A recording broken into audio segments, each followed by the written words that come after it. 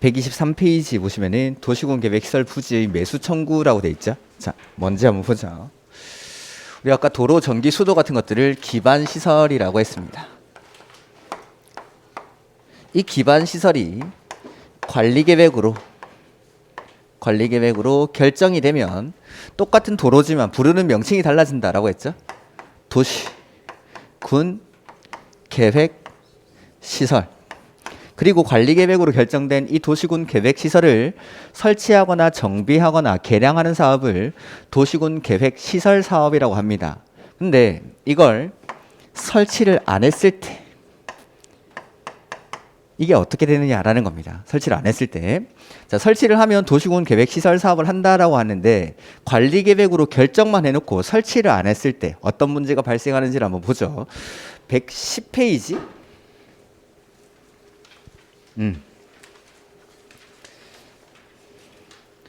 110페이지 보면 7번에 중간쯤에 도시군 계획시설 부지에서의 개발행위라고 되어 있죠.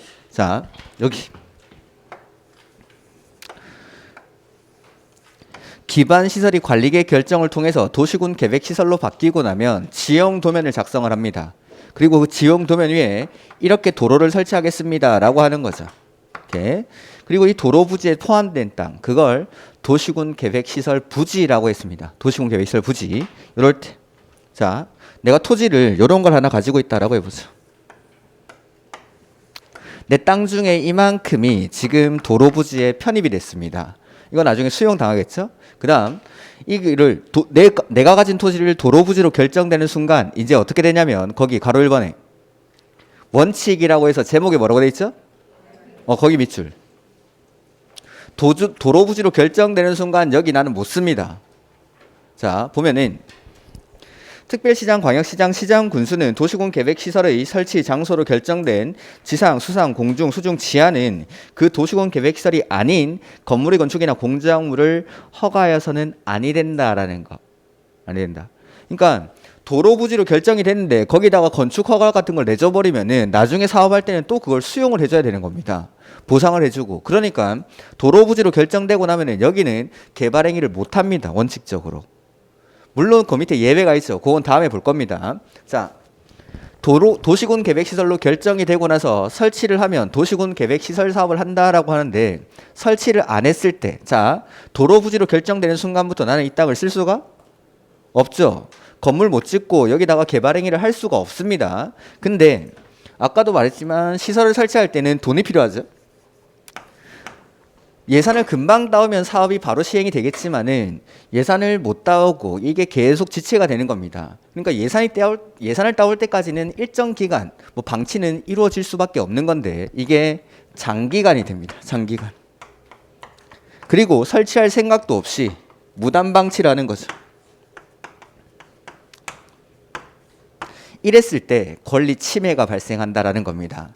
내 토지인데 나는 쓸 수는 없고 내가 토지를 가지고 있으면 난 뭐 내야 되죠? 세금, 재산세 내야 되고 그 다음에 의료보험 수가 같은 게 올라가죠. 그러다 보니까 간접세, 세금 같은 건 내고 있지만 나는 여기다가 개발 행위를 할 수가 없다라는 거. 이런 문제가 발생한다라는 겁니다. 그러니까 예산을 따올 때까지 일정 기간이 아니라 이게 장기간이 돼버리면은 그때부터는 권리 침해가 발생하는 거죠. 예전에 이런 땅들이 많았을까요? 작았을까요? 많았겠죠. 왜죠? 그냥 왠진 모르겠는데 많을 것 같다 뭐 그런 겁니까? 자, 한 80년대, 70년대 이럴 때 국회의원 선거 나오거나 지자체장 선거 나오는 사람들이 항상 하는 말이 있는데 내가 국회의원이 되면 우리 동네에 이거 해줄게 이러는데 그 시절을 살아오신 분들 아닙니까? 저보다 나이 많은 분도 많은 것 같은데 내가 국회의원이 되면 우리 동네에 뭐 해준다고 합니까? 도로 만들어줄게, 다리 놔줄게, 학교 만들어줄게 하는 겁니다. 그때는 사회가 항상 성장하던 시기다 보니까 기반 시설이 턱없이 부족하던 시기죠. 제일 시급한 문제가 도로 깔고 다리 놓고 하는 게 가장 시급한 문제입니다. 그 관할 구역마다. 그러니까 국회의원 선거 나오는 사람들마다 하는 말이 요거 하겠다라는 거예요. 요거 하겠다. 1번 공약이죠. 도로 만들겠다. 근데 아까도 말했지만 국회의원이 선거가 있으면은 힘이 있으면 예산을 따오는 게 수월하지만 힘이 없는 사람들은 예산을 못 따오고 이렇게 관리계획 결정만 해놓고 방치되는 토지들이 상당히 많더라라는 겁니다. 그래서 내가 국회의원이 당선되면은 발표한 공약이니까 일단 관리계 결정까지는 하는 거죠. 관리계 결정까지는 하는데 이렇게 결정을 해놓고 설치가 안 되고 방치되는 토지들이 상당히 많았다라는 거. 이렇게 그러다 보니까 이제 문제가 발생하는 거죠. 제가 첫 시간에 그 헌법 규정 하나 소개해드렸는데 헌법 23조 재산권 규정입니다. 재산권 규정. 1항이 모든 국민의 재산권은 보장된다. 그 내용과 한계는 법률로 정한다. 이렇게 돼 있었고 2항은 재산권의 행사는 공공복리에 적합한 범위 안에서 행사하여야 한다. 이게 2항입니다. 그 다음에 3항에 뭐가 나오냐면 공공필요에 따라 공공의 필요에 의해서 개인의 재산권을 제한하는 경우에는 정당한 보상을 지급하여야 한다. 이렇게 규정이 되어 있습니다. 정당한 보상을. 자, 도로를 만들기 위해서 개인의 토지에 대해서 규제를 가하고 있습니까? 네, 도로 부지로 결정되는 순간 나는 이 토지 쓸 수가 없죠? 근데 예전에는 여기에 대한 보상 규정이 없었던 겁니다. 그래서 토지 소유자들이 헌법 소원을 제기하는 거죠. 재산권을 침해받았다라는 이유로. 근데 이걸 다 알면서도 이 재산권에 위배된다라고 판결을 못 하는 겁니다. 80년대에는 한창 경제 성장하는 시기인데 이거 보상해주면은 돈이 없습니다. 돈이 없으니까 일단은 무시하고 있던 겁니다. 그리고 가장 시급한 문제는 우리가 이제 80년대까지만 해도 대통령이 누구였죠? 군인이었죠? 군인들이 만든 법을 헌법재판관들이 야 이거 헌법에 합치되지 않는데 라고 해버리면 그분들을 어떻게 되실지는 상상에 맡기겠습니다. 그러니까 우리나라 그 헌재 판례가 80년대 후반부터 쌓이기 시작합니다. 80년대 후반부터 87년도에 엄청난 사건이죠. 60 민주항쟁. 이게 성공합니까? 실패합니까? 60 민주항쟁 때 뭘 요구하죠? 87년도에 20살 넘으셨던 분들 많이 계신 것 같은데 이때 요구했던 게 대통령 직선제를 요구를 합니다.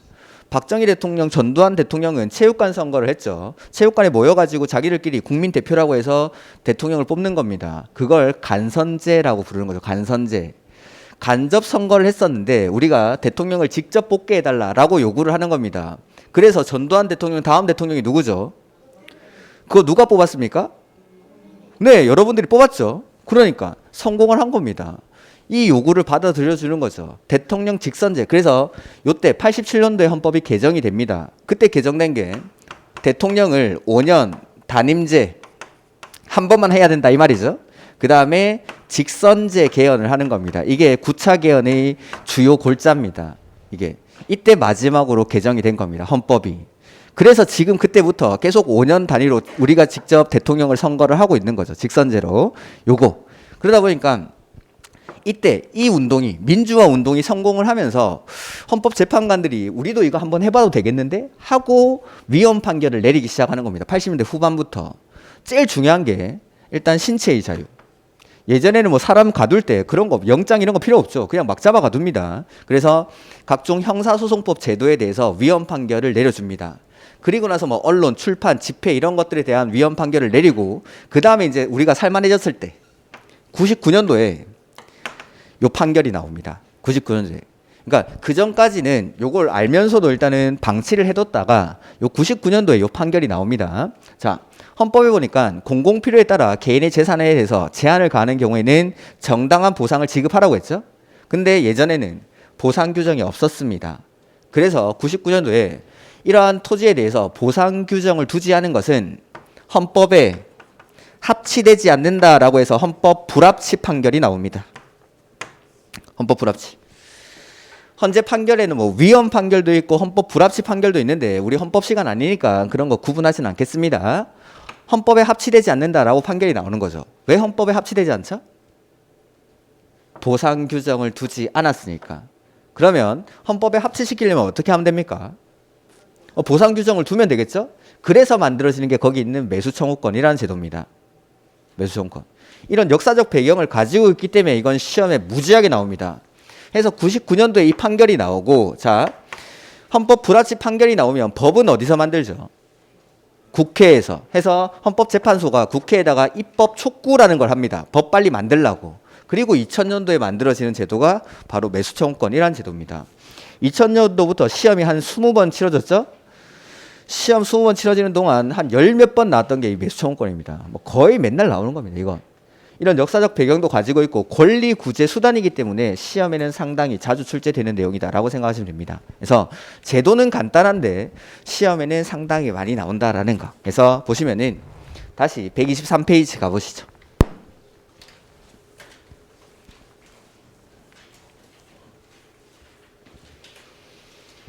자, 도시군 계획시설로 결정을 하고 설치를 안 하게 되면 요 권리 침해가 발생하는데 여기에 대한 구제 수단으로 나오는 겁니다. 첫 번째, 장기간이라고 했죠. 매수 청구권을 행사하기 위해서는 10년이 경과해야 됩니다. 요때로부터. 기반 시설을 도시군 계획 시설로 만들기 위한 관리 계획 결정 고시가 있고 나서 10년이 경과할 때까지 사업이 시행되지 않고 있습니다. 10년이 경과할 때까지. 그리고 지목이 대인, 토지의 소유자가 야 이렇게 사업 안 하고 방치할 거면 차라리 사줘라고 청구하는 걸 매수 청구권이라고 합니다. 이렇게 해서 10년이 경과하고 지목이 대인, 토지 소유자가 청구를 한다라는 거 해서 거기 보면 청구 요건인가? 뭐 이렇게 돼 있을 겁니다. 청구권자 가로 1번에 자, 도시군 계획 시설에 대한 관리 계획 결정의 고실로부터 얼마가 경과하죠? 10년 동그라미. 이런 건 시험에 나옵니다. 10년. 이내 도시군 계획 시설 설치에 관한 사업이 밑줄 시행되지 아니한 경우. 요거는 이제 가로 안에 있는 것들까지 다 봐야 되는데 일단은 좀 굵직굵직한 것들부터 먼저 보겠습니다. 워낙에 시험에 많이 나왔기 때문에 요거는 뭐 가로 안에 있는 것들도 다 나왔습니다. 시험에는. 그래서 시행되지 않은 경우로서 거기 가로 띄워놓고 그 도시군 계획시설 부지로 되어 있는 토지 중 지목이 뭐인 토지죠? 밑줄 지목이 대인 토지 의 소유자가 마지막에 매수 청구를 할 수 있다라는 거 123페이지 보고 있죠? 이렇게 그래서 10년이 경과할 때까지 사업이 시행되지 않은 경우로서 지목이 대인 토지 소유자가 청구를 합니다. 그 밑에 매수 의무자라고 돼 있죠? 누가 사야 되냐면 원칙 특, 광, 시, 군에게 매수 청구를 합니다. 특, 광, 시, 군, 똥똥똥똥 이렇게. 동그라미 동그라미 동그라미 동그라미 하면 너무 힘드니까 이렇게. 그래서 토지 소유자가 매수 청구를 할 때 원칙 특, 광, 시, 군에게 매수 청구를 하겠다라는 거. 왜냐하면 이 사람이 원칙적인 사업의 시행자니까. 아까 도시군 계획시설 사업의 시행자 원칙 누구였죠? 입안권자인 특광시군. 이 사람이 사업을 해야 되는데 10년 이상 방치를 하고 있죠. 그러니까 이 사람한테 청구를 하는 겁니다. 다만 특광시군 말고 다른 사람도 시행자가 될 수 있었습니까?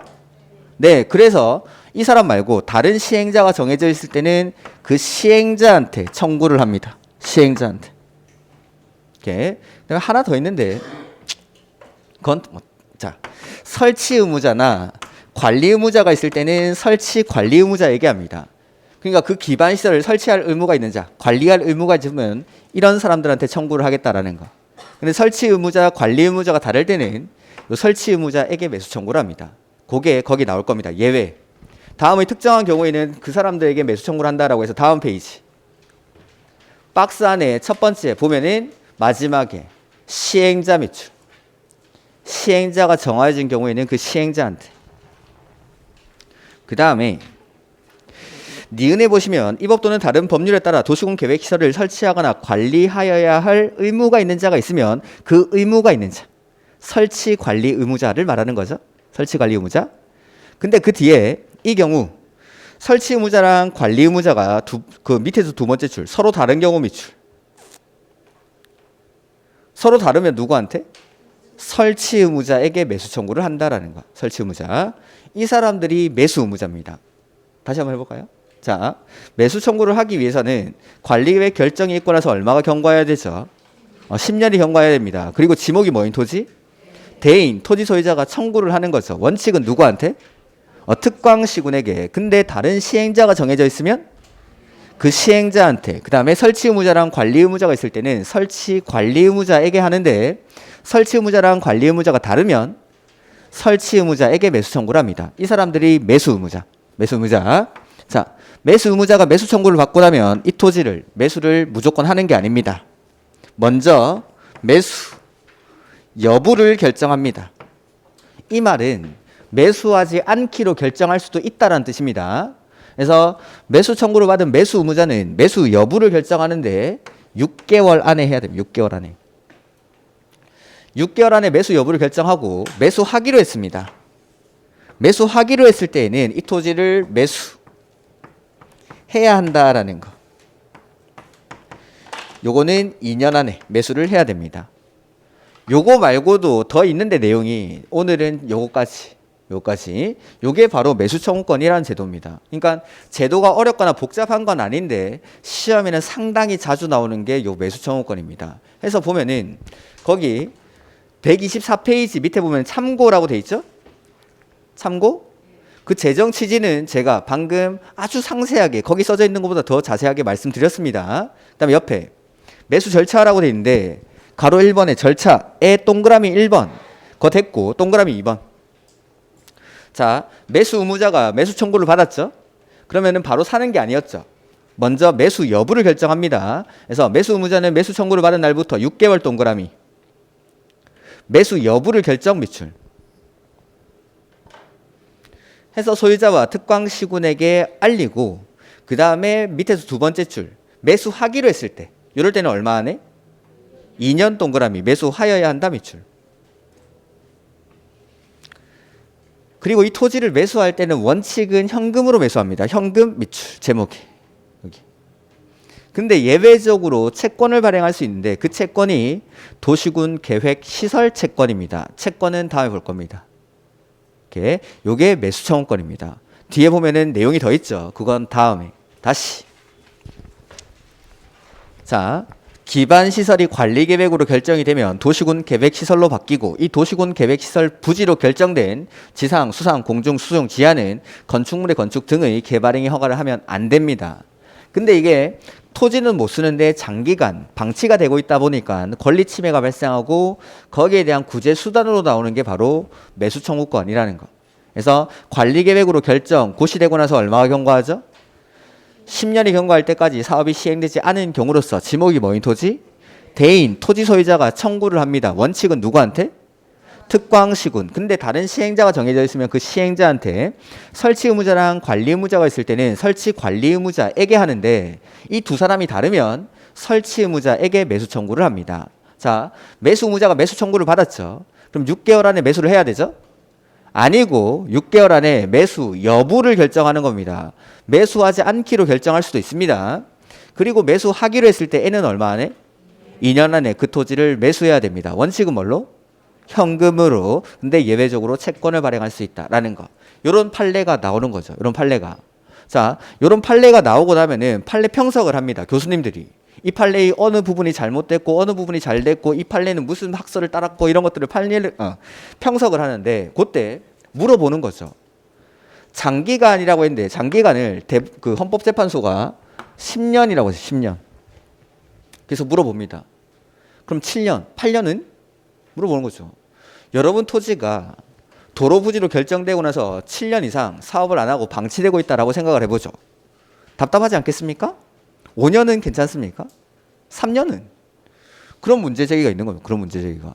이렇게. 그러니까 물어보니까 거기에 대해서는 그냥 10년? 그냥 10년? 판결 이유를 밝히지 않습니다. 여기에 대해서는. 그냥 10년으로 규정을 했는데 여기 지목이 뭐인 토지죠? 대인 토지. 그러니까 여기에 대해서도 질문을 하는 겁니다. 전, 답, 과수원 이런 거 가지고 있는 사람들이 우리는 하는 거죠. 우리는. 그러니까 여기는 대답을 해줍니다. 자, 지목이 대인 토지는 뭐하는 토지죠? 아, 지목이 대인 토지가 농사 짓는 땅입니까? 건물 짓는 땅. 지목이 되라는 건 건물을 지을 수 있는 땅이죠. 뭐 모든 토지에다 건물 짓는 게 아니라 지목이 대인 토지에 주로 건물을 지을 수 있죠. 그래서 우리가 건물 지을 수 있는 땅을 따로 대지라고 하는 거, 대지. 이렇게. 그래서 지목이 대인 토지는 건물을 지을 수 있는 땅입니다. 근데 방금 보니까 관리 계획으로 도시군 계획시설로 결정하고 나니까 여기 건물 지을 수 있습니까? 없습니까? 그래서 이 사람 구제해 주겠다라는 겁니다. 근데 저 도시군 계획시설로 결정이 되더라도 전, 답, 과수원에다가 농사 못 짓는 거 아닙니다. 농사는 지을 수 있습니다. 그래서 니네는 좀 기다려 하는 기대로. 그래서 지목이 대인 토지만. 근데 억울하지 않겠습니까? 7년 8년 경과한 사람도 지목이 전 다 과수원인 사람도 억울하겠죠. 해서 이런 사람들을 구제하기 위한 제도가 두 가지 더 만들어집니다. 나중에. 그래서 최근에는 매수 청구권이랑 나중에 만들어진 이 두 가지 제도를 섞어서 내는 경우도 많았습니다. 그리고 최근에 두 번째로 만들어진 제도가 한 두 번 정도 시험에 출제가 된 적이 있는데 그건 다음에 볼 겁니다. 일단은 요 매수 청구권부터. 요거 뭐 지금이라고 해서 출제 비율이 떨어지는 거 아닙니다. 이거는 계속 나오는 겁니다. 매수 청구권은 이렇게 권리 구제를 해주겠다. 여기까지가 관리계획 내용의 3번 기반시설의 설치입니다. 기반시설의 설치. 이제 관리계획 내용 다 한 거죠. 용도지역, 지구, 구역 했고 지구 단위 계획구역 했고 기반시설 했고 요까지가 관리계획으로 구체화되는 내용들이다라는 거. 자, 국계법 목차로 다시 한번 가보면은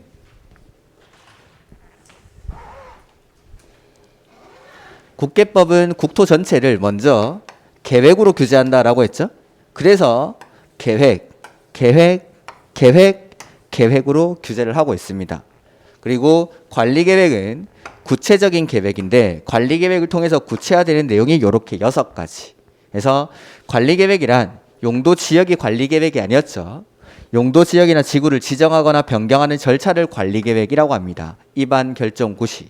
용도구역을 지정하는 절차가 관리계획, 지구단위 계획구역을 지정하는 절차가 관리계획 해서 입안 결정 고시라는 걸 배우고 나서 우리가 용도지역이 뭔지 지구가 뭔지 구역이 뭔지 이런 것들을 하나씩 배웠던 겁니다.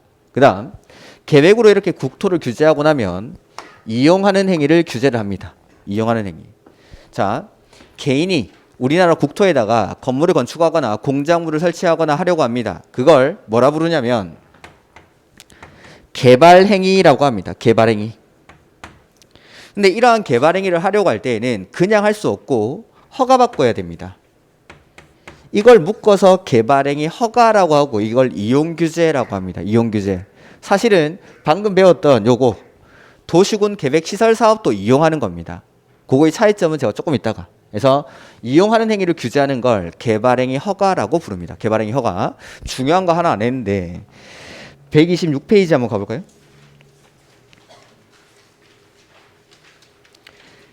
(126페이지) 맨 밑에 가로 5번에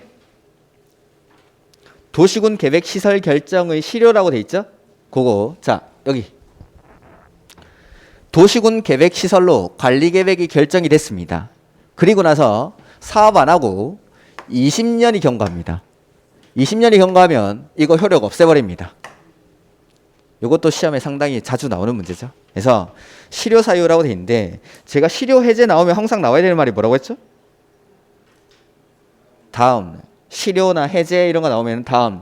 그래서 보시면은 도시군 계획시설 결정이 고시된 도시군 계획시설에 대해서 그 고시로부터 20년이 지날 때까지 시설 설치에 관한 사업이 시행되지 아니한 경우 도시군 계획시설 결정은 그 고시로부터 20년 동그라미 다음 날 미추 효력을 잃는다라는 거. 그러니까 도시군 계획시설로 결정해놓고 나서 20년이 경과하면은 이 관리계획 결정 효력이 자동으로 상실된다라는 겁니다. 요까지. 그래서 요까지 보도록 하고 그 다음에 나머지 내용들은 다음에 볼 겁니다. 그 다음에 133페이지.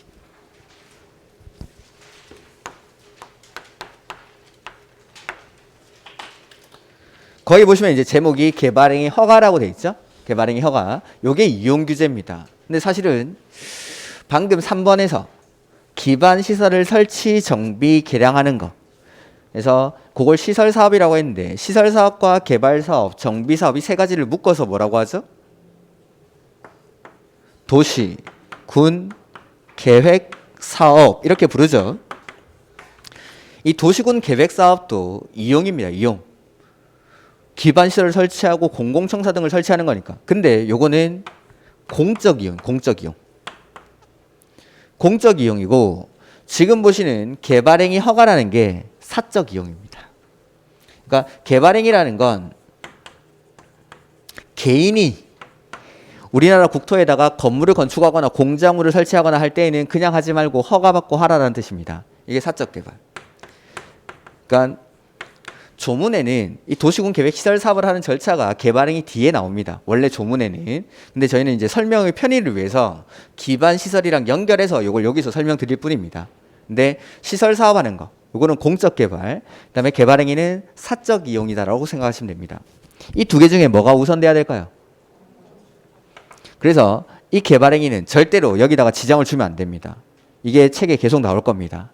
개발 행위를 할 때는 도시군 계획 사업에 지장이 있으면 안 된다라는 조문이 이렇게 해서 공적 이용과 사적 이용으로 이렇게 나뉜다라고 생각하시면 됩니다. 그래서 지금부터 배우는 개발 행위 허가라는 건 엄격하게 말하면 요 사적 이용이다라는 거. 사적 이용.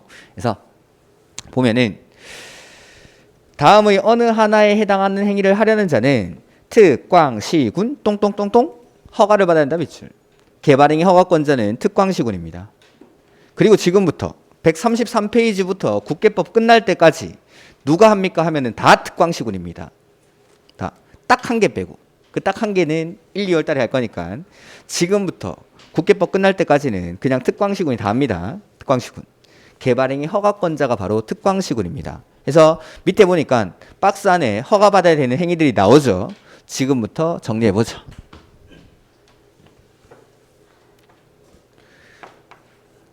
개발행위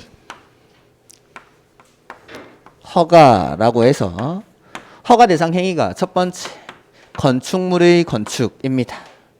두 번째는 공작물의 설치. 그 다음에 세 번째는 토지의 형질 변경. 그 다음에 네 번째가 토석의 지치. 그 다음에 다섯 번째는 물건을 토지의 분할. 그 다음에 여섯 번째가 물건을 쌓아놓는 행위.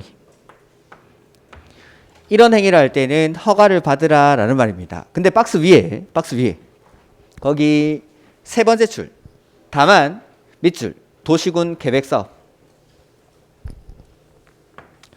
도시군 계획사업이 뭐죠?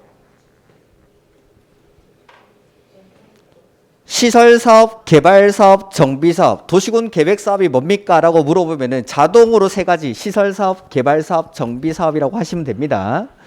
수시로 물어볼 겁니다. 수시로. 도시군 계획사업은 시설사업, 개발사업, 정비사업 이렇게 세 가지 사업. 도시군 계획사업에 의해서 이러한 행위를 할 때에는 맨 마지막에 뭐라고 돼 있죠? 뭐라고 돼 있죠?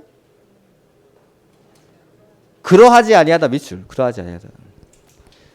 도시군 계획 사업으로 이런 밑에 있는 행위를 할 때에는 허가를 안 받아도 된다라는 뜻입니까? 네, 그런 뜻입니다. 대답 좀 해주시겠습니까?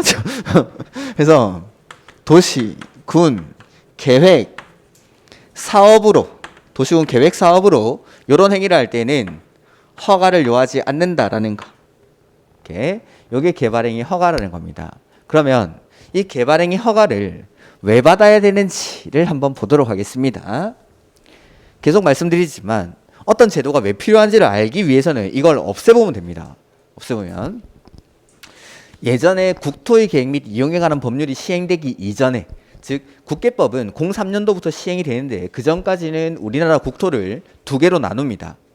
도시지역과 비도시지역으로. 그래서 도시지역에는 도시계획법이라는 법이 적용이 되고 비도시지역은 국토이용관리법이라는 법이 있었습니다.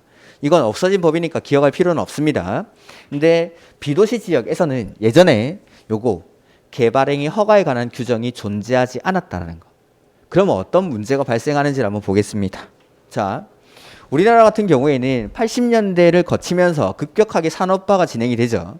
산업화가 진행이 되면서 GDP가 올라가고 개인의 소득이 증가하게 됩니다. 80년대 요럴 때 소득이 증가함에 따라서 자 우리가 취직을 하고 돈이 잉여 소득이 모여서 저축을 하는 거죠. 저축을 하게 되면은 내가 돈이 어느 정도 모였을 때 좀 큰 돈을 들여가지고 사는 재화가 하나 있죠. 뭘 사죠 보통 처음은? 돈을 되게 많이 버시는구나. 돈을 모아가지고 바로 집 사고 뭐 다음에 또 집 하나 더 사고 뭐 보통은 이제 소득이 증가하게 되면 차를 많이 구입하게 되죠. 차량을. 어디 가니까 뭐 땅, 집, 뭐 금 이러던데 뭐 소비 성향이 다 다르니까.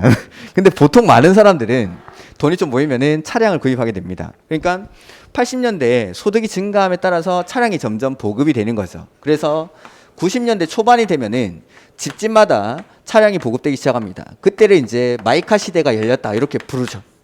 오케이. 자, 직장인 A는 차량을 구입했습니다. 그러면 이 사람은 주말이 되면 뭐 할까요? 드라이브 가야죠. 드라이브. 차가 없을 때는 여가생활 역시도 도시지역 안에서 보내다가 이제 차가 생겼으니까 도시에서 1시간에서 1시간 반 정도 거리에 있는 곳으로 놀러를 가기 시작하는 겁니다. 뭐 여기서 거제도라든지 이런 데 놀러를 가는 거죠. 거기 가보니까 산도 있고 그다음에 앞에 바다도 이렇게 있습니다. 근데 이 지역은 사람의 왕래가 그렇게 많지 않던 곳이다 보니까 앞에 있는 도로가 왕복 2차선 도로밖에 안 되는 거죠. 근데 이것만으로도 충분한 겁니다. 원래 사람은 별로 안 왔으니까. 그리고 요 앞에는 횟집이 하나 있습니다. 음식점도 그렇게 많지 않았던 거죠. 해서 A는 차에다가 가족들을 데리고 주말에 여기 놀러 가가지고 재밌게 뭐 바다도 보고 산도 보고 횟집에서 음식도 먹고 재밌게 보내고 월요일 날 출근을 합니다. 그럼 이제 A는 뭐 할까요? 주말에 이렇게 보내고 출근을 하죠. 뭐 합니까 A? 자랑을 해야죠. 자랑을. 야, 내가 주말에 거기 갔다 왔는데 너무 좋더라고. 산도 좋고 바다도 좋고 이 자갈치 시장에서 먹는 회랑은 차원이 다르다고. 여기서 막 이 회가 입에서 살살 녹는다고 하고 자랑을 하니까 차를 사게 되는 B랑 C도 이 지역으로 차가 생기면은 놀러를 오기 시작하는 겁니다. 그러면서 주말이 되니까 이 앞에 있는 도로가 막 미어 터지기 시작합니다. 이제 그 다음에 이 음식점이 하나밖에 없었는데 음식점이 하나밖에 없으니까 이게 대박이 나는 거죠. 그럼 마을 주민들이 너무 축하해 합니까? 나도 하나 차립니까? 나도 하나 차리죠. 그러면서 음식점들이 이렇게 우후죽순 들어오게 됩니다. 근데 아까 이런 비도시 지역 같은 경우에는 예전에는 개발행위 허가에 관한 규정이 없었다라고 했죠. 자, 건물을 건축할 때는 우리 허가 받아야 됩니다. 그건 무슨 허가라고 했죠? 건축 허가. 건축 허가뿐만 아니라 허가를 하나 더 받습니다. 개발행위 허가도 봐요. 개발행위 허가. 건축 허가랑 개발행위 허가의 가장 큰 차이는 건축 허가는 딱 그 건물을 봅니다. 그 건물이 설계도대로 지어졌을 때 튼튼한지 안 튼튼한지 그걸 판단하는 게 건축 허가. 근데 개발행위 허가라는 건 주변의 환경이나 경관까지 기반 시설까지도 고려를 하는 게 개발행위 허가입니다. 그러니까 개발행위 허가라는 규정이 없다라면은 요 건물을 보고 허가를 내주는 거죠. 허가받고 건물 짓고 허가받고 건물 짓고 허가받고 건물 짓고 음식점들이 우후죽순 이렇게 들어섭니다. 그 다음 당일치기로 놀고 가는 사람도 있겠지만 하루를 여기서 자고 가는 사람도 있겠죠. 숙박시설과 같은 고층 건물들이 이렇게 들어서는 겁니다. 그러다 보니까 이런 고층 건물들이 주변의 경관 같은 걸 고려하지 않다 보니까 바다, 산, 경관 다 가려버립니다. 그 다음에 기반시설을 고려하지 않다 보니까 앞에 있는 도로가 주말만 되면 교통체증으로 마비가 되고 그 다음에 수도, 하수도 이런 것들을 고려하지 않다 보니까 여기서 나오는 생활 폐수들이 바다나 강, 산으로 흘러 들어가는 겁니다. 그러면서 바다를 오염시키고 강을 오염시키고 산에 막 사람들이 놀러 와가지고 쓰레기 버리고 가는 게 바로 요 모습입니다. 90년대 초반, 90년대 중반에. 그래서 90년대 후반이 되면은 신문기사에 정말 많이 나오던 말이 국토가 땡땡땡으로 몸살을 앓고 있다라고 하는데 땡땡땡에 들어갈 말이 뭐죠? 너무 단결되게 말해서 당황스럽네. 내가 잘못됐나? 쓰레기를 좀 더 포괄적으로 하라면? 난개발. 이런 개발된 모습이 난개발이라고 하는 겁니다. 주변의 경관 다 가려버리고 기반시설이 부족하니까 생활 폐수 같은 것들이 막 흘러 들어가고 기반시설이 부족해서 여기 뭐 도로가 미어 터지고 하는 이게 바로 난개발입니다. 이러한 난개발을 방지하는 게 개발행위 허가의 목적이다라는 거. 난개발을 방지하기 위해서. 이렇게 개발되는 게 바로 난개발입니다. 즉 개발행위 허가라는 제도의 목적은 난개발 방지가 목적입니다. 난개발 방지. 그러면은 이 6가지 행위, 건축물의 건축, 공작물의 설치, 토지의 형질 변경, 토석 채취, 토지의 분할, 물건을 쌓아놓는 행위라는 건 난개발의 우려가 있다라는 거죠. 얘네들을 그냥 하면은 난개발의 우려가 있기 때문에 그냥 하지 말고 특광시군한테 허가받고 해. 그게 바로 개발행위 허가라는 제도입니다. 개발행위 허가. 그래서 지금부터 뭐 건물의 건축, 공작물의 설치 이런 것들이 각각 뭔지를 볼 건데 여기 옆에 보니까 도시군 계획사업은 그러하지 아니하다라고 돼 있었죠. 즉 도시군 계획 사업으로 건물을 건축하거나 공작물을 설치할 때에는 허가를 안 받아도 된다라는 뜻입니까? 네. 왜냐하면 난개발하려고 계획을 수립하진 않겠죠. 그러니까 이런 것들을 난개발로 보진 않겠다라는 겁니다. 도시군 계획 사업을. 그러니까 개발행위 허가에서는 처음으로 문제에 나올 수 있는 게 허가 받아야 되는 행위 그리고 허가 안 받고 할 수 있는 행위 이걸 구분하는 겁니다. 그건 문제를 바꾸면 됩니다. 다음 중 난개발인 것은 다음 중 난개발에 해당하지 않는 것은 이렇게 바꿔도 문제를 푸는 데는 지장이 없다라는 거. 그리고 왜 허가를 받는지 왜 허가를 안 받는지를 생각할 때도 이게 난개발인지 아닌지를 가지고 구분을 하시면 충분히 구분이 됩니다. 그래서 문제를 한번 내보면 도시 개발 사업에 의해서 건축물을 건축하는 경우에는 개발행위 허가를 받아야 한다. 맞습니까? 틀렸습니까? 틀렸죠. 개발 사업이라는 건 도시군 계획 사업이라고 했죠. 도시군 계획 사업은 시설 사업, 개발 사업, 정비 사업이 같은 말이라는 걸 아셔야 됩니다. 예전에는 도시군 계획 사업으로 개발 행위를 하는 경우 허가를 받지 않는다. 이렇게 내다가 그 다 맞추는 거죠. 그러니까 이렇게 바꾸는 겁니다. 개발 사업으로 건축물을 건축하는 경우에는 허가를 받아야 된다. 개발 사업은 도시군 계획 사업이니까 허가를 안 받겠다라는 겁니다. 허가를 안 받겠다. 이렇게 돼도 이제 다 맞추니까 또 발전을 시킵니다. 개발 사업으로 일정 규모 이상의 건축물을 건축하는 경우에는 개발행위 허가를 받아야 한다. 이건 맞습니까? 틀렸습니까? 이것도 그냥 틀린 겁니다. 일정 규모 이상이든 뭐든 도시군 계획 사업은 허가를 안 받는 겁니다. 저희가 기출문제를 풀 때는 방금 말씀드린 얘네들을 다 똑같은 지문이다라고 설명을 드리는 겁니다. 근데 보시다시피 똑같은 문장을 도시군 계획 사업은 그러하지 아니하다를 이런 식으로 계속 바꿔가면서 출제를 하는 거죠. 결국에는 저건데. 그럼 이건 똑같은 문제가 출제가 됐다라고 보는 겁니다. 근데 어떤 분들은 이제 기출문제 열심히 보라고 하면은 정답을 아예 외워버리시는 분이 있습니다. 이거 3번, 이거 2번 학개론 같은 거 막 계산 문제 정답 다 외우고 있죠. 이거는 막 25%, 이건 30% 막 이런 거. 그렇게 여러 번 보라는 게 아니라 그 각각의 지문들이 어떤 조문에 의해서 왜 맞고 왜 틀렸는지를 아셔야 그걸 살짝 변형을 시켜도 맞출 수가 있는 겁니다. 그러니까 뭐 나중에 기출문제집이 나오면 다시 말씀드릴 건데 지문을 막 답을 외우고 틀린 부분 고치는 게 중요한 게 아니라 그게 어디서 나왔는지를 보는 거예요. 어디서 어떤 부분에서 우리가 가지고 있는 이론서 뭐 기본서라든지 요약서의 어떤 부분에서 출제가 됐고 요 문장을 요 조문에 있는 이 문장을 이런 식으로 문제는 천출을 하는구나 이런 것들을 공부를 하시는 거죠. 그래서 많이 보던 주문들 그런 것들 책에 이 조문이 3번 4번이 나왔구나 그런 것들은 별표해 놓고 다시 보는 겁니다. 자주 출제가 되는 거니까 그건 다음에 또 나올 가능성이 훨씬 높은 거.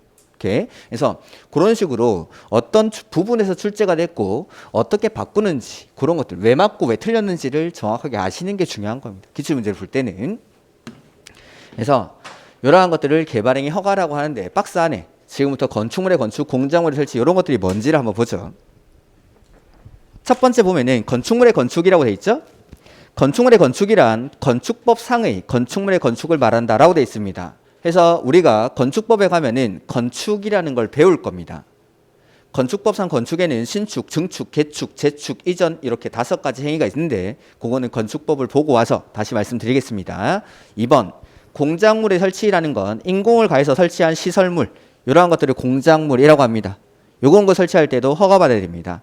세 번째 토지의 형질 변경이라고 돼 있죠. 절토, 성토, 정지, 포장 등의 방법으로 토지의 형상을 변경하는 행위와 그 뒤에 공유수면 매립 미출. 그러니까 형상, 모양과 토지의 질을 바꾸는 겁니다. 그걸 형질 변경이라고 하는데 앞에 절토, 성토, 정지, 포장 이렇게 돼 있죠. 자, 이런 토지가 있습니다. 울퉁불퉁한 이 토지에다가 건물 지으려고 합니다. 지을 수 있습니까? 없습니까? 없죠. 그러면 건물 지을 수 있는 땅으로 모양을 바꿔야 됩니다. 형상을. 절토 뭐라고 돼 있죠? 깎아내는 겁니다. 성토 뭐라고 돼 있죠? 흙을 쌓는 겁니다. 깎고 쌓고 깎고 쌓고 해가지고 토지를 이렇게 평평하게 만드는 거죠. 자, 이렇게 하고 나면 이 지역의 토지는 지반이 약할까요? 튼튼할까요? 약하겠죠? 방금 막 흙을 파내고 덮고 이랬으니까. 그럼 이걸 건물을 짓기 위해서는 다져줘야 됩니다. 그걸 정지라고 하면 정지. 그래서 우리가 시외로 나가보면은 중장비 중에 바퀴가 막 이따마는 게 달려가지고 쇠로 된 바퀴가 이만 개 달려가지고 며칠을 막 평지에 왔다 갔다 하는 그런 경우가 있습니다. 그게 정지, 다지는 겁니다. 다지는 거. 이렇게. 그래서 이런 중장비가 왔다 갔다 하는 거, 다지는 작업이죠. 그리고 포장은 말 그대로 포장하는 거. 그래서 깎고 쌓고 다지고 포장해서 토지의 모양, 형상을 바꾸는 걸 형질 변경이라고 하고 공유 수면의 매립 역시 형질 변경에 포함이 됩니다. 이렇게 가로 안에 있는 것들은 일단 놔두십시오. 그 다음에 토석 채취라는 게 나오죠. 흙, 모래, 자갈, 바위 등을 채취하는 행위를 토석 채취라고 합니다. 내가 주말이 돼가지고 등산을 갔습니다. 뒷산에. 근데 길을 가다 보니까 옆에 막 너무 반짝반짝하는 돌이 하나 있는 거죠. 이걸 왠지 주워오면 행운이 올 것 같고 시험에 합격할 것 같습니다. 그래서 그 돌을 주워왔습니다. 토석 채취죠. 개발행위 허가 받아야 됩니까? 안 받겠죠. 왜냐하면 그런 것까지 난개발로 보진 않으니까. 돌 하나 주워온다라고 해서 난개발이 발생하고 그런 건 아니죠. 근데 돌 하나 주워와도 처벌하는 데 있죠. 몽돌 해수욕장 이런 데서는 돌 주워오면 안 됩니다. 그래서 일정 규모 이상의 토석을 채취할 때 허가를 받으라라는 뜻입니다. 이렇게. 그다음에 5번에 토지의 분할이라는 게 나오죠. 상식을 한번 테스트 해볼까요? 자, 1번. 여기는 1000제곱미터의 토지가 있습니다. 이 1000제곱미터의 토지를 분할하겠습니다.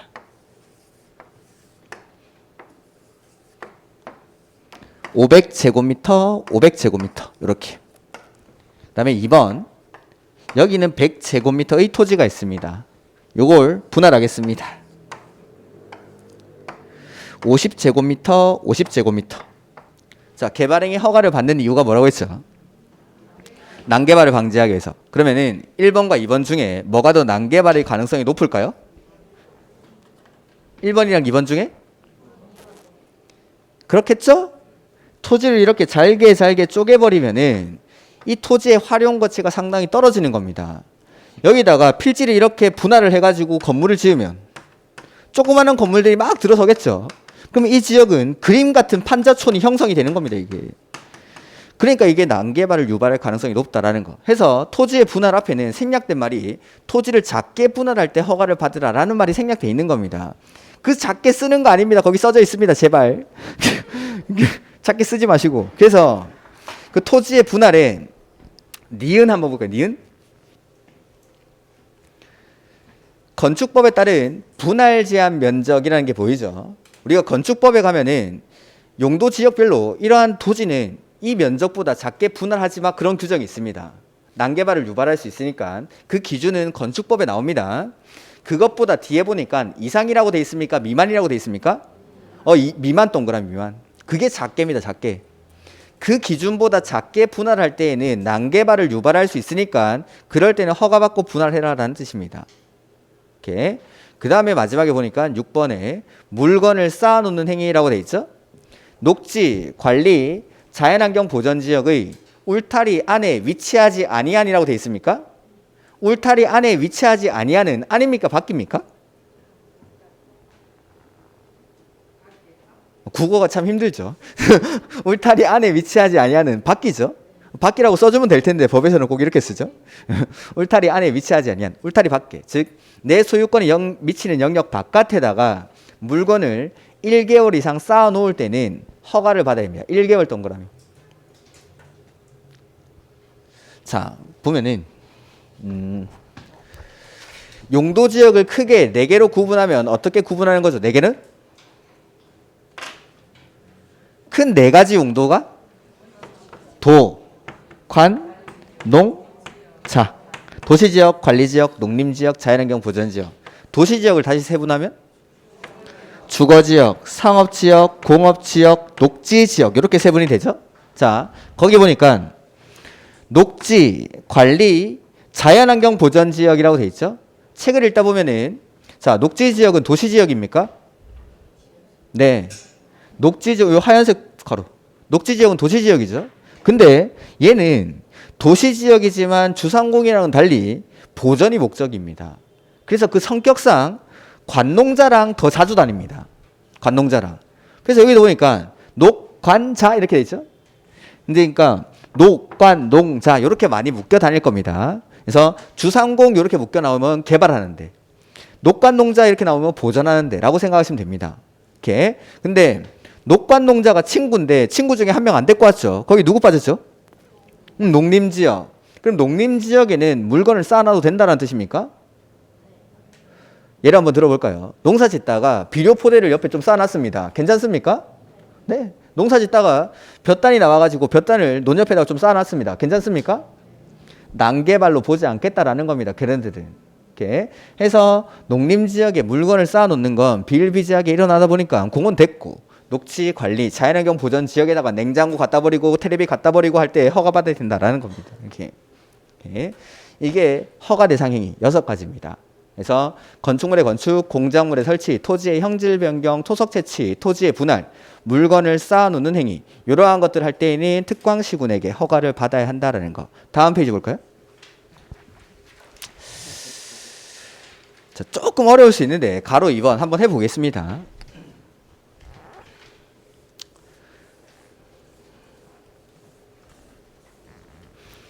앞으로 변경이라는 말이 나오면 항상 처음이랑 똑같이 한다라고 생각하시면 됩니다. 변경 나오면. 자, 처음에 어떤 행위를 하기 위해서 내가 허가를 받았습니다. 허가받은 사항을 변경하려고 합니다. 뭐 받아야 될까요? 처음이랑 똑같이. 처음에 어떤 행위를 하기 위해서 내가 인가를 받았습니다. 인가받은 사항을 변경하려면 뭐 받아야 될까요? 처음에 어떤 행위를 하기 위해서 승인을 받았습니다. 승인받은 내용을 변경하려면 뭐 받아야 되죠? 이렇게 하는 겁니다. 변경할 때는 항상 처음이랑 똑같이 합니다. 문제. 광역도시계획을 변경하는 경우 공청회를 개최하지 아니할 수 있다. 맞습니까? 틀렸습니까? 틀렸겠죠. 자, 광역도시계획을 처음에 수립하려고 합니다. 맨 처음에 뭐 하죠? 기초조사. 그리고 나서 의견 듣죠. 의견을 몇 번 듣는다고 했죠? 2번. 한 번은 누구한테? 주민한테 한 번은? 근데 이 광역도시계획 같이 추상적인 계획에서는 주민한테 의견 들을 때 공청회라는 절차를 거쳐야 되죠. 변경할 때도 공청회를 개최해야 됩니다. 이렇게 하는 겁니다. 그러니까 변경 나오면 처음이랑 똑같이 합니다.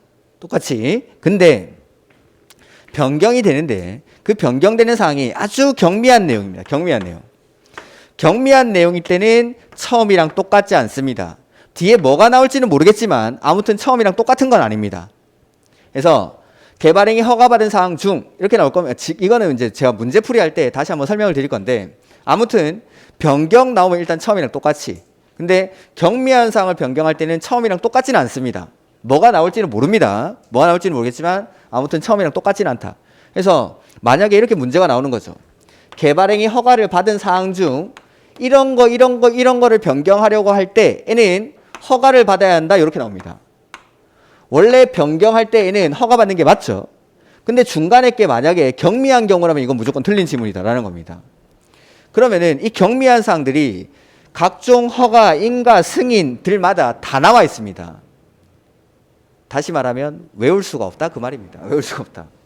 일일이 하나하나 외울 수는 없지만 시험에는 자주 등장을 합니다. 이런 것들은 우리가 문제풀이에 가가지고 어떻게 푸는지는 제가 말씀을 드릴 겁니다. 계속 지문을 보는 수밖에 없습니다. 이런 말이 나오면 아 되게 이게 경미한 사항이구나, 아니면은 문장이 이런 형태로 나오면 경미한 사항인지 아닌지를 판단하는 문제구나라는 걸 제가 유형으로 보여드릴 겁니다. 근데 일단 아주 전형적인 경미한 사항들 몇 가지만 말씀드리면, 첫 번째, 사업 기간을 연장하는 거랑 단축하는 것 중에 어떤 게 경미할까요? 연장하면 사업비가 무지하게 늘어날 텐데. 단축. 기간을 연장해버리면 사업비가 엄청나게 증가합니다. 하루하루 사업비가 엄청나게 큰데 그 비용이 늘어나면 경미한 것으로 볼 수가 없겠죠? 기간이 짧아지는 게 경미한 겁니다. 그 다음에 사업 대상 지역의 면적을 확대하는 거랑 축소하는 것 중에 어떤 게 경미할까요? 단축하고 축소하고 이런 것들이 대표적으로 경미한 사항. 근데 꼭 줄어드는 것만 경미한 건 아니고 몇 퍼센트 범위 안에서의 변경 이렇게 나오는 경우도 있습니다. 변경이라는 건 증감을 다 말하겠죠? 그 퍼센트에 나오는 숫자 중에 가장 많이 나오는 숫자가 10%입니다. 그런데 꼭 10%만 나오는 것도 아니고 5%도 있고 20%도 있습니다. 아까도 말했지만 이거 외울 수가 없습니다. 외울 수가 없지만 문제에 나오니까 나중에 문제를 풀면서 요거 가지고 풀면 됩니다. 경미한 사항이면 변경할 때는 처음이랑 똑같이, 경미한 사항을 변경할 때는 처음이랑 무조건 안 똑같다. 이렇게 해가지고 문제는 풀립니다. 이거는 문제는 풀리는데 경미한 사항들을 어느 정도 시험에 자주 출제되는 것들을 몇 가지 볼 겁니다. 근데 지금 거기 개발행위 허가사항의 경미한 변경이 아주 전형적인 경미한 사항이 거기 나와 있습니다. 그래서 이건 시험에 몇 번 나온 적이 있습니다. 그래서 첫 번째 줄에 보면은 개발행위 허가받은 사항을 변경하려고 합니다. 뭐 받아야 되죠? 네. 변경 나오면 처음이랑 똑같이 허가를 받는 겁니다. 첫 번째 줄에. 다만 대통령령으로 정하는 경미한 사항을 변경할 때에는 특광시군에게 거기 통지 동그라미 통지. 아무튼 처음이랑 똑같지는 않은데 여기서는 통지하랍니다. 요 처음이랑 똑같지 않은 걸 외우진 않을 건데 요거는 개발행위 허가의 경미한 변경은 좀 자주 나와서 일단 통지까지도 보는 겁니다. 그래서 기간을 연장하는 거랑 축소하는 거 중에 뭐가 극명한 거였죠? 축소 동그라미. 그다음에 면적을 확대하는 거랑 축소하는 거 중에는 축소. 이번에 축소 동그라미. 이게 대표적인 경미한 사항이다라는 겁니다. 기간을 단축하고 면적을 축소하고. 근데 아까 경미한 사항에는 숫자가 10%가 많이 나온다고 했죠? 근데 여기 숫자가 얼마로 돼 있죠? 축소 해서 축소입니다. 축소 경미한 사항. 축소 5%도 동그라미? 이렇게. 축소 이렇게. 앞에서 하는 저는 얼마나 부끄럽겠습니까? 저도 이런 거 하고 싶지 않습니다. 제가 전형적인 I형 인간인데.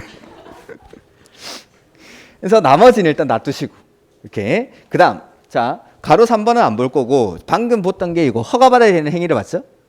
허가받아야 되는 행위가 있다라면은 허가를 안 받고 할 수 있는 행위가 있다라는 겁니다. 그게 가로 4번. 그래서 자 허가를 받는 이유가 뭐였죠? 난개발을 방지하기 위해서. 그러면은 내가 하는 행위가 난개발이 아니라면 그거는 허가를 안 받아도 됩니다. 그래서 이런 행위들은 난개발로 보지 않을 테니까 허가 없이 할 수 있다라는 거. 이건 설명이 좀 필요하니까 제가 조금 쉬었다가 보도록 하겠습니다. 예.